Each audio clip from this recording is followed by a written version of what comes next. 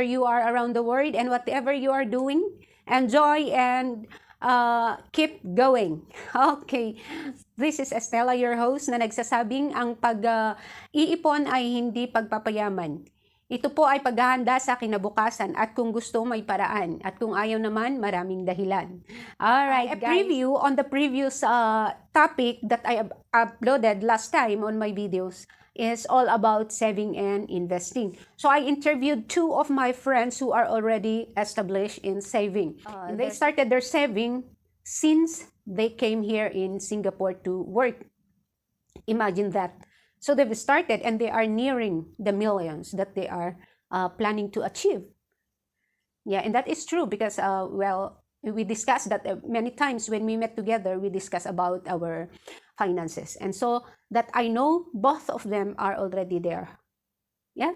So their tips, as you heard before, is that you have to do the first step, according to Jen, my friend there. So what she did is, he did the first step. If you cannot put a big amount because of a lot of things gastusin sa pamilya mo, then you can start at 5%, 7, 10. What is that? 5%, you can start $50 or $30. Y'all started with $30. So you can also start like that. So it depends on the assessment of your finances. So now I'll just give you a few tips on how to get started. And that is what I did when I started in 2020. What I did is that it is different from them. You know why it's different? Because it's hard. I came from a big death at that time. What I did is that because I am a person who is driven to reorganize or reprogram my mind on my finances. Why? Because hindi ako uusad. Hindi ako uusad sa pangungutang kung hindi ako magpursige na titingnan kung ano ang dahilan at lagi na lang akong may utang. So, I started in different way.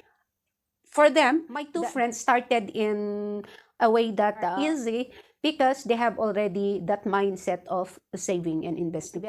Both of them got that amount and they are already reaching that threshold, million if I'm not mistaken. And then they both properties and they have investment. So how are we going to do that? We do not actually do exactly what they did. it's different. We are different. But how are we going to start like them? How are we exactly do the thing that our plans or our goal will be achieved? That is the context of it. No? So what I did during that time is that I define my why. So my tip is, try to define your why. What is that? You have to know your whys. What are your whys? You write down your personal why. Why do you want to do what you are doing today? Get it? Why do you want to do exactly? Why do you want to do what you are doing today? Why are you working? Why are you sacrificing to work abroad? Why are you waking up instead of sleeping because you are sick? Why are you ignoring the pain of yourself? Why? Could you do that? Why do you want to leave your family to work abroad? Why do you want to sacrifice? What is your purpose? Write down your purpose, your reason. Write the reason why you are here abroad. That is what I did. I define it. I've got a lot of books there. You can see that. A lot of journal that I had. I write. The first time I wrote all of that, I have to think over and over like I am meditating. I have to really feel the desire of my heart to know why are these things, why I wrote all these things. Then until you feel the desire of your heart to change to change or reprogram your mind, change the way you act in order to uh, deal with all those reasons why you are here abroad. So you have to define your why, because once you define your why, then it will be easy for you to know the need of yourself, the need of your family, the need on why you need to save or why you need to invest. That is what I did actually. The first time I wrote all the reason why I am here. So that is why I came to define my second tip, my goal. Okay? So once I define my why, I started to define my goal. I have to set up my goal in order to be easy for me to take that challenge to pursue that goal. Well, I use the SMART goal. If you want to jump over the challenge, you cannot do that. Kung gusto mong umiwas sa challenges, yan yung pwede kang madapa, pwede kang bumalik. In short, you have to face the challenges. So once you define your goal now, you have to face the challenge. That there is a challenge that your feeling is like you feel like it's hard to start. You feel difficult in starting. You feel a lot of challenge from our families, from our work, from our everyday life. But do not stop. You try your best to beat the challenge. Actually, that is the happiest moment in life once you get over that challenge. After the challenge, then the fruit of the challenge is happiness, enjoyment, joy. So once you define your goal, then it would be easy for you to start. Then third tip is you have to define your wants. Define your wants and versus your need. All right. Again, we've learned about want and need. So once you define your want and need, then you can go over. What exactly do you need? What exactly is your priority in life? So once you define your goal, that would be your priority. First of all, this will be your priority, right? So it includes your family again and again. You have to involve your family in discussions when it comes to family planning.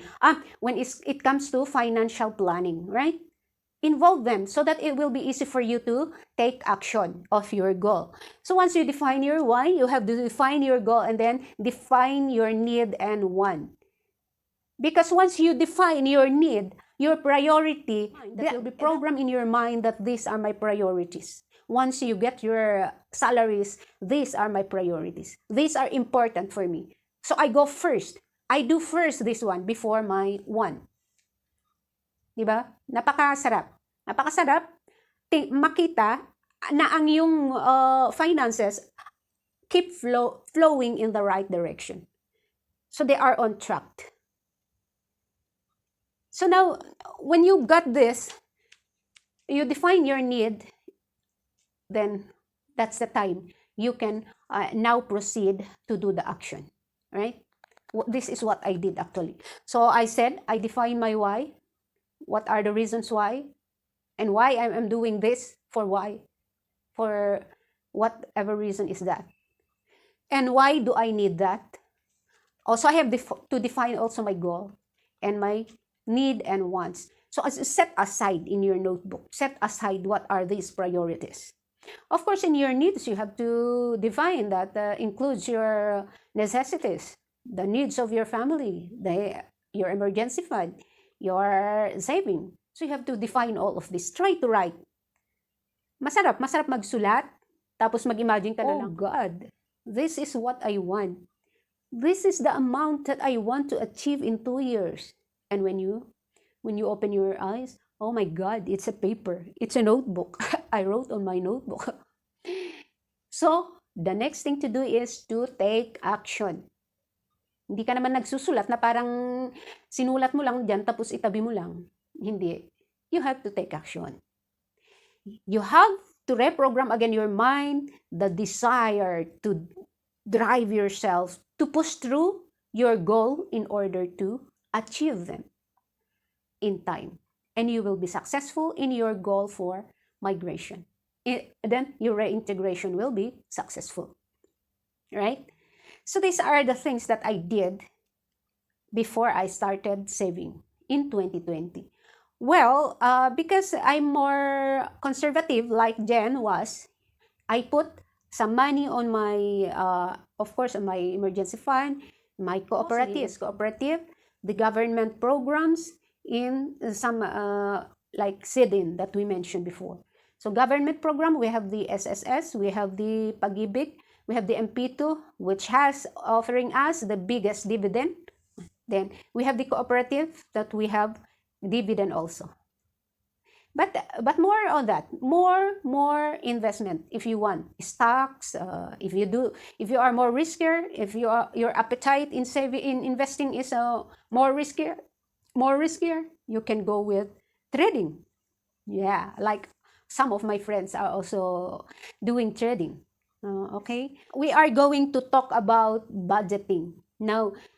In this scale of budgeting, we need to talk about how much you budget for that, how much you budget for the emergency fund, how much you budget for your necessities, how much you budget for your giving. Those were the things we are going to discuss on budgeting, right?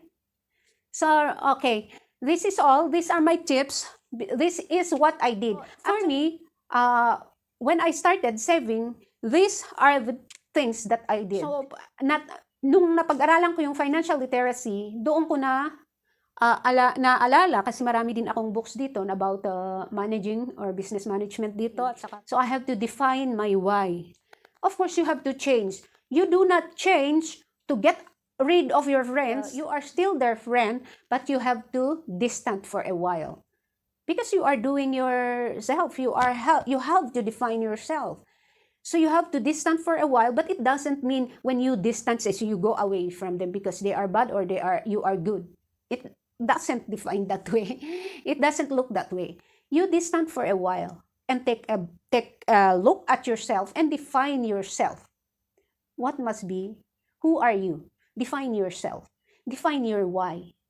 Define your goal. Give yourself a week to study your goal. Kung kaya ba? Kung makabuluhan ba yung goal na kukunin mo? Kailangan ba yan? Then, define your needs and your wants. You do not have to contest every time from your friends. Whatever they do, you also do because they are doing. No. You have to define yourself. You have to know your identity. What is your identity? Who are you? Yeah? So it will be easy for you to achieve your goal. Like this of what we are talking about. Ang mga kailangan natin sa pamilya, hindi yan magkaparehas. Hindi tayo magkaparehas. But you only have to learn what is your priority in life, what really are the things that best describe yourself, and in order for you to achieve your goal for migration, the goal of your family and your goal. Okay? So once you define everything there, it will be very easy. The first step when you drop your money, your saving, is the hardest part. What I did is I closed my eyes and started. I started with $250. All right, thank you very much for watching. And if you didn't subscribe on my YouTube channel, subscribe now and don't forget to click the bell button so you will be updated anytime and every time I uploaded videos. And if you have questions and verifications, you can type down on the comment section below and I will get over that. So again, thank you very much and goodbye. God bless you all.